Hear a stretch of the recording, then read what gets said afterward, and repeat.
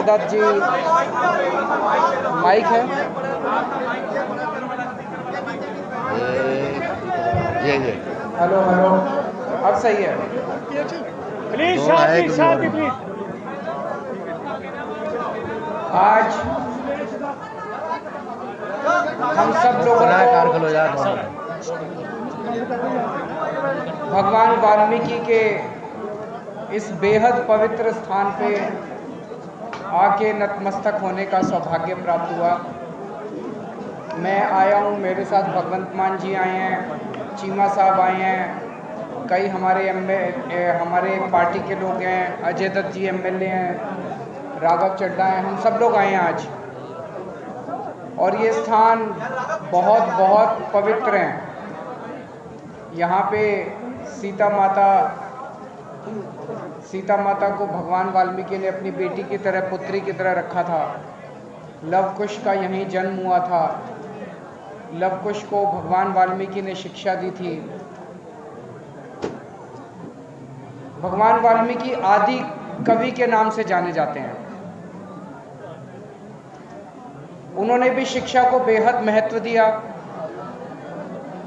और बाबा साहब अम्बेडकर ने भी शिक्षा को बहुत महत्व दिया। बाबा साहब अम्बेडकर बहुत गरीब परिवार में जन्मे थे, लेकिन उन्होंने विदेशों से 2-2 पीएचडी हासिल की, डॉक्टरेट। घर में खाने को नहीं था, फिर भी उन्होंने स्कॉलरशिप लेके और बाहर 2-2 पीएचडी हासिल की। बाबा साहब का सपना था कि देश का हर बच्चा उसको अच्छी से अच्छी शिक्षा प्राप्त हो। लेकिन आज 70 साल के बाद भी बाबा साहब का ये सपना पूरा नहीं हो पाया। आज भी गरीब तबके को, दलित तबके को, उनके बच्चों को अच्छी शिक्षा नहीं मिलती। गरीबी की वजह से दलित समाज के लोग, एससी भाईचारे के लोग, गरीब लोग अपने बच्चों को सरकारी स्कूल में भेजने में मजबूर होते हैं और सरकारी स्कूलों की बुरी हालत है। हम लोगों ने कसम खाई है कि बाबा साहब का सपना हम लोग पूरा करेंगे। जैसे दिल्ली में हम लोगों ने सरकारी स्कूल शानदार किए, उसी तरह से आज इस पवित्र स्थान पे मैं कसम खा के जाता हूँ, पंजाब में हमारी सरकार बनेगी। एससी भाईचारे के एक एक बच्चे को अच्छी से अच्छी शिक्षा देने की, जो शिक्षा अमीरों के बच्चों को मिलती है, ऐसी अच्छी से अच्छी शिक्षा देने की जिम्मेदारी हमारी होगी। सबको अच्छी से अच्छी शिक्षा देंगे। बाकी पार्टियों, बाकी सरकारें जो मर्जी वादे करें, लेकिन आज तक किसी ने आपको ये नहीं आके कहा होगा कि आपके बच्चों को हम अच्छी शिक्षा देंगे। नहीं किया। मैं कह रहा हूँ कि हम आपके बच्चों को अच्छी शिक्षा देंगे। आपके बच्चों को एक पीढ़ी के अंदर अगर हमने अच्छी शिक्षा दे दी, एक पीढ़ी के अंदर पूरे समाज की गरीबी दूर हो जाएगी और पूरा समाज बाकी समाज के साथ कंधे से कंधा मिला के चलेगा। बराबरी का हक मिलेगा शिक्षा की वजह से, केवल और केवल शिक्षा के से। ये शिक्षा बहुत जरूरी है। दूसरी चीज, मैंने यहाँ के संत समाज से बात की। संत समाज का कहना है कि श्राइन बोर्ड यहाँ पे भंग करके, और समाज का मंदिर है, समाज का पवित्र स्थान है, समाज को उसको चलाने की जिम्मेदारी मिलनी चाहिए। इस बात से हम पूरी तरह से सहमत हैं। हम सरकार बनने के ऊपर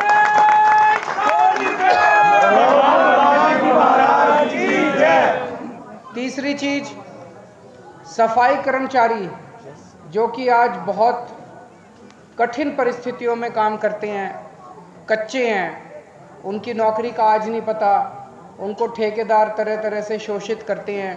हमारी सरकार बनने पर सफाई कर्मचारियों को पक्का किया जाएगा और उनको सारी सहूलियतें दी जाएगी।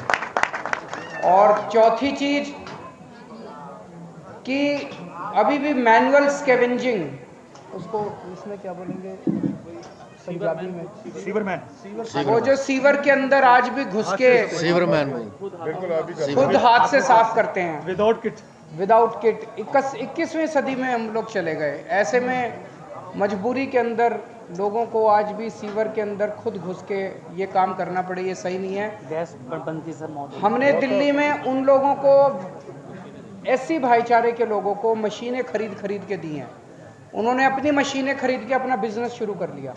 ऐसे ही हम पंजाब के अंदर भी तो बेरोजगार भी नहीं हुए। जो कल तक आदमी अंदर घुस के सीवर मैनहोल में सीवर की सफाई करता था, आज वो बिजनेसमैन बन गया है। उसको सरकार ने बिजनेस करने के लिए एक मशीन दिया, वो मशीन से सफाई करता है, पहले वो अंदर घुस के सफाई करता था। ये सीवर के अंदर घुसना बंद करेंगे और सबको मशीनें देंगे, ताकि इज्जत के साथ, इज्जत बख्शेंगे, इज्जत देंगे, बराबरी का हक देंगे, ताकि वो बिजनेस भी करे और इज्जत के साथ अपनी ज़िंदगी जी सके। तो ये 4 बातें मुझे आपके समक्ष रखनी थी। अगर कोई और आज आप यहाँ पे आए जिन्होंने मजीठिया के केस में किया था, जैसे अस्ताना जी और अब उनका ट्रांसफर हो गया, क्या कहना चाहते हैं जिन्होंने मजीठिया के केस के नहीं जांच नहीं? देखो जी, लीपापोती चल रही है, बाकी तो और कुछ नहीं है। एफआईआर दर्ज की उन्होंने और खूब बड़ी हमने एफआईआर कर दी है। 5 साल लग गए उनको एक एफआईआर दर्ज करने में। हमने एफआईआर कर दी, हमने एफआईआर कर दी, हमने एफआईआर कर दी। एफआईआर करे भी कितने दिन हो गए, गिरफ्तारी करने की हिम्मत नहीं हो रही उनके। मेरे ख्याल से उसके बाद उन्होंने निचली अदालत में बेल के लिए अप्लाई करा, anticipatory bail. Anticipatory bail reject हो गई। मेरे ख्याल से 75 साल में भारत के इतिहास में पहला मामला होगा। नहीं तो जिस दिन एंटीसिपेटरी बेल रिजेक्ट होती है, अगले दिन शाम, उसी दिन शाम को गिरफ्तारी हो जाती है।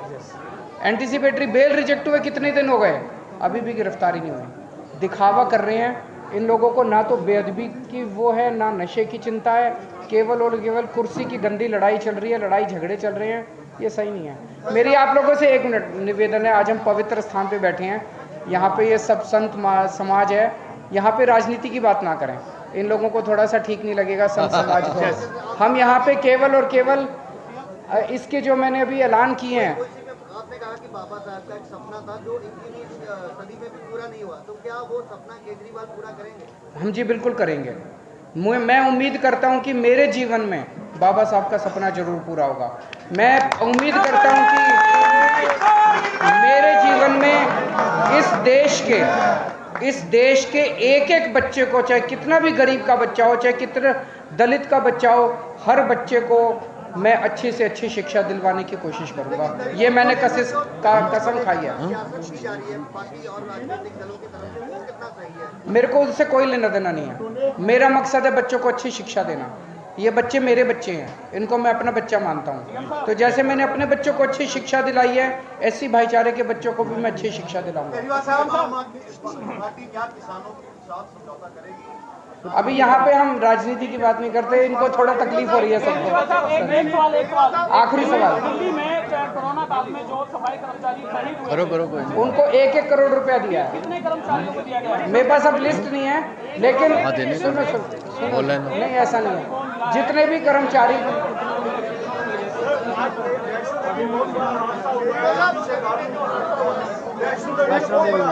हाँ, मैं सुबह जैसे ही हम सो के उठे और नए साल के उस पर इतनी दुखद खबर हमें सुनने को मिली कि वैष्णो देवी में स्टैम्पीड हुआ और स्टैम्पीड में 13 लोगों की मौत हो गई है और इतने पवित्र स्थान पे वो गए थे।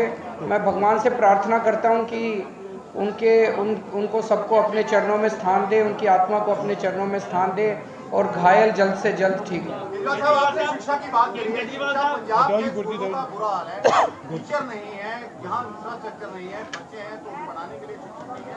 आपकी सरकार आती है तो क्या शिक्षकों की भर्ती की जाएगी, या जिस तरह से पहला देखा जिस तरह से दिल्ली में चल रहा है गेस्ट टीचर, उस तरह रखे जाएंगे? नहीं, अच्छे शिक्षक रखे जाएंगे, पक्के शिक्षक रखे जाएंगे। दिल्ली में सर्विसेज हमारे पास नहीं है, पूर्ण स्टेट दे दो, देखो दिल्ली में क्या करिश्मे करके दिखाते हैं।